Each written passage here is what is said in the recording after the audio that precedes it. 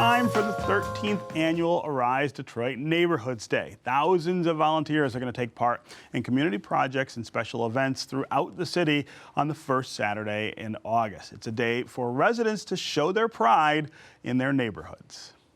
I feel like Neighborhoods Day is going to be a day to bring it all together, to bring really and truly, that's how I'm doing it. We're the Sussex Block Club between Finkel and Puritan. That's our official name. I'm gonna try to get my neighbors to come out and work together and talk to each other because we have diversity on our block. We've got volunteers from the Masons, we've got volunteers from Arise, and we've got the block. It's gonna be exciting, and it doesn't matter who we get. I was born in Detroit. I saw it, I guess, in the 60s, and it's kind of heyday. And then in the 70s, 80s, I saw it come down a bit. So she want to start on a certain house? Yeah, I want y'all to start on a certain house. So, and you're gonna need a box, a broom, a rake, that kind of equipment. Okay? We need to really all come together and kind of work in a direction, and our basic direction is to keep our neighborhood up to a certain standard. And joining me now is the man behind Arise Detroit, Luther Keith, along with two community partners, Pastor Barry Randolph of Church of the Messiah and Ryan Myers-Johnson, founder of the Detroit Sidewalk Festival. Thanks for being here. So this is one of my favorite shows of the year. Every year you come back and we talk about this big day in August when you bring thousands of people, literally thousands of people out into the streets. Well, first of all, thank you for again having us. And we think it's something really special, our 13th annual Arise Detroit Neighborhoods Day. No city in America does this on this scale, where we're going to have 200 or more registered community events, projects of all kinds, health fairs, cleanups, concerts, festivals, parades. And it's really a way to take another look, a different look at the people in the neighborhoods of Detroit and how they show their pride, but they're also working. So it's a great day for the city, and we like to call it Detroit's great neighborhood tradition. And the people of Detroit in the neighborhoods have made this, it hasn't been elected officials, it's been people in the neighborhoods themselves. Yeah, no, I mean, it feels like everybody seems to participate in this in some way or another. Tell us what might be new this year for Arise Well, Detroit. you're going to hear from Pastor Barry Randolph, the Island View Rising, which is a biggie, which is a big event. We've got a partnership with the Metropolitan Council of Churches, believe it or not, who are doing something called Prayers Around Detroit on 40 intersections in Detroit, but they're going to bolster that by doing community service after Prayers Around Detroit. We got a partnership with the Motown Museum celebrating their 60th year. And of course, we have our staple of incredible events like the Sidewalk Detroit Festival that Ryan Myers-Johnson will discuss here. Jazz on the Ave, despite the construction of Livernois, is going to continue. It's going to go on. We have the Bill Art Fair, Brain and Change Festival, Shirley Birch's group up there, 8 Mile, and DeQuinder. All manners of parades, Prairie St. Mary's Community Council, Olivia Shakur, we're doing her annual parade, and just an amazing array of events. I mean, if you go to our website, arisedetroit.org, and click the event list, it'll blow your mind. And it's an amazing thing that's to be part of and to see everyone so excited about it. Pastor Barry, you are located in an area of the city that I feel like is changing really fast. The work that your church does is being, I think, affected, of course, by that change. But talk about how that fits into the idea of Neighborhoods Day. Well, we've been doing Neighborhoods Day for about 8 years. Even before I knew Luther, we were participating in Arise Detroit. But this year we're doing what's known as Island View Rising. So we're talking about the rise of the neighborhood by the people in the community, the redevelopment, housing, internet, the block clubs, bringing everybody together to showcase what's happening in this vibrant, vital community in Detroit. Yeah.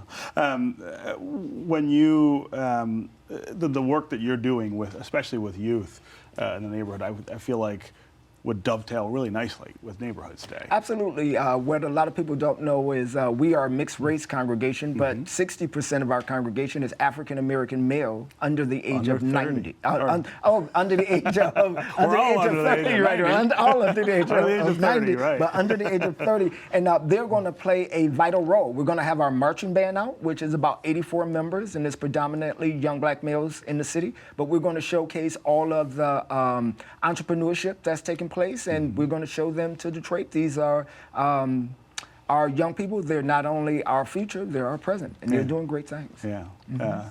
Ryan, talk about the Sidewalk Festival.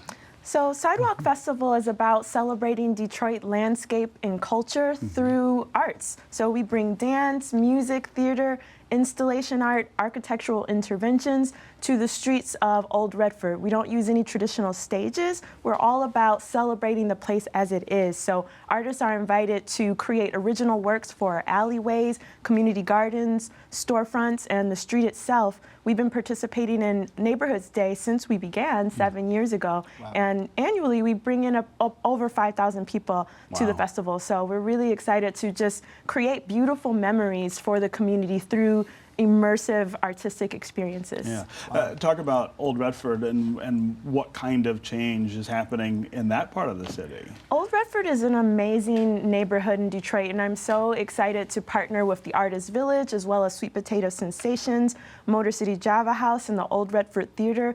The people in that community have literally been holding it down for so many years, and it's a true arts and culture hub as well as culinary hub with Sweet Potato Sensations.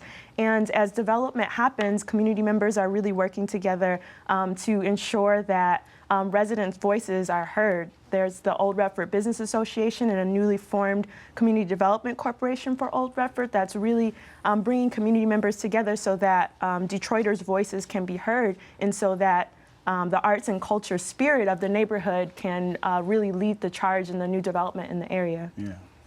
I wonder how much the kind of changing narrative of neighborhoods in the city affects the way that you think of or put together Neighborhoods Day. Now, this is a different city than it was 5 or 6 years ago. It is, and the buzzword is gentrification, as you know, and I think we're sensitive to that. One of the things we try to do with the Rise Detroit, not just Neighborhoods Day, to understand that everybody has a stake in this, and everybody's voices should be heard, as Ryan said.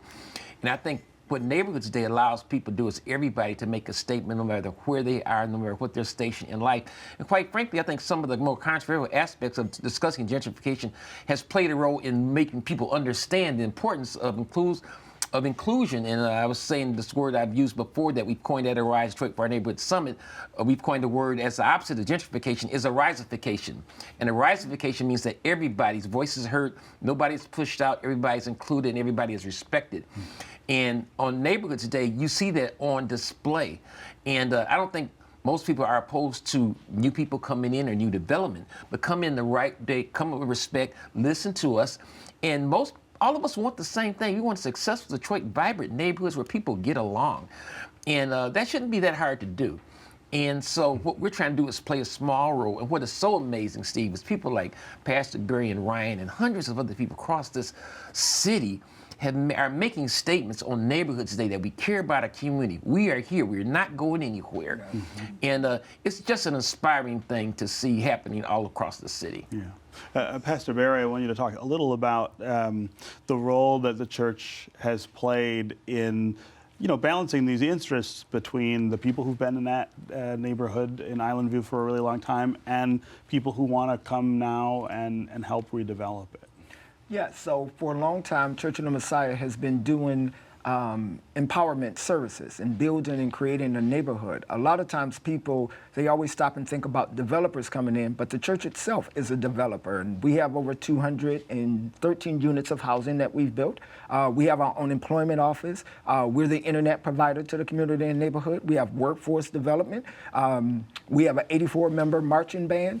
We have a doctor's office. We have a bike shop. We have a tea beverage company, a clothing line, video production, candle company, all created by the people in the community and neighborhood. And what we're telling people is we're not opposed to new people coming in, but you're coming into a vibrant community to whereas you really do have to ask permission to be able to come into this community that you want to be a part of.